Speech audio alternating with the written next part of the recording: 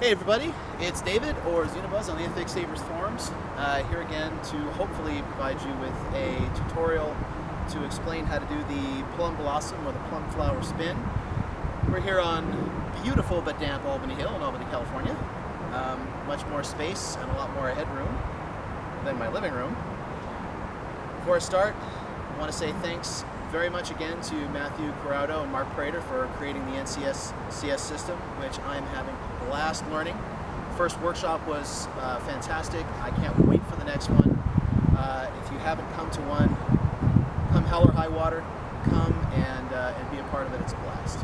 So I want to start by reviewing the basic spin, which I've already done a tutorial for. And that is basically, it's just a figure eight to your side with one wrinkle, and that is when you bring the blade down instead of in front of you, bring it down behind you and twist your hips a little bit to whip the blade around your ankles. Okay. Back.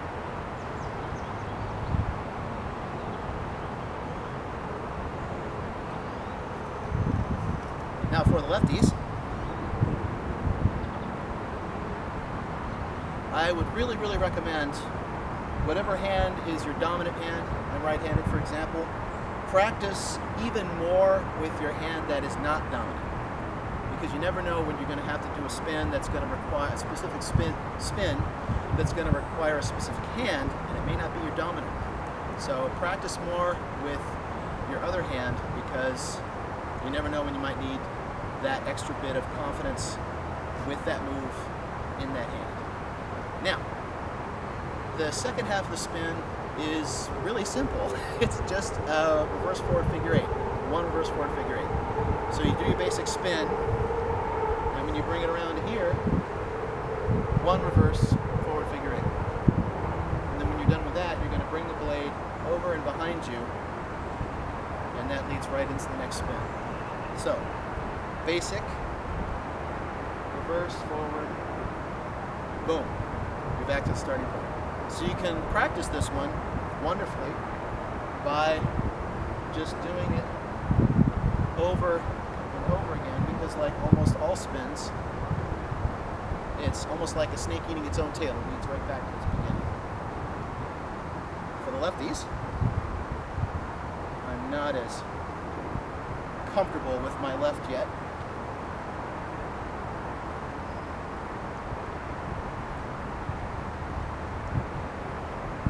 There we go. From the back,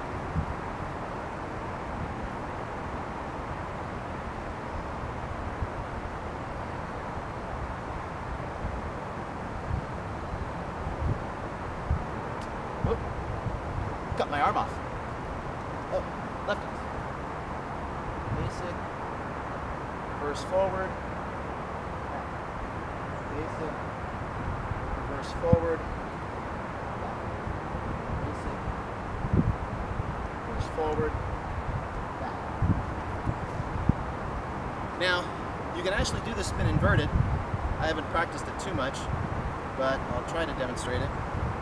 You invert it as soon as it goes behind your back. So now you're doing the reverse inverted figure eight. The only difference with this one is you can't really bring the saber behind you and do any kind of wrap around your ankles, because obviously it's inverted. So, oops, let's start the right one. Invert.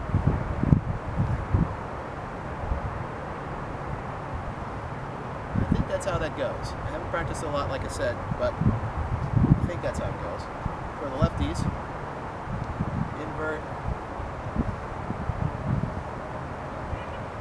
It's kind of ungainly, because again, that's I haven't practiced this one too much, and my left hand is not my dominant. Whoa! Almost hit myself in the head. Invert. Anyway, that's the basic clunky idea. Another thing you can do is you can add another spin into the middle of this, which I found is a good flourish for opening choreography, for example. You can add my pseudo nunchuck spin,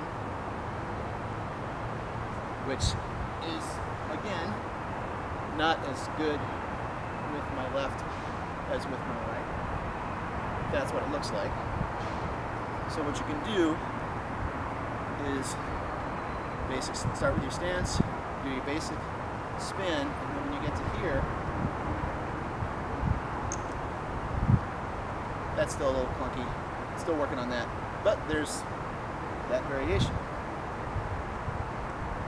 That wasn't really good. Let's try that again. Yeah, there we go. So there you go. I hope that helps you guys out. And remember to have fun with your LED savers. And hopefully I'll see you here again soon for something else that I figured out.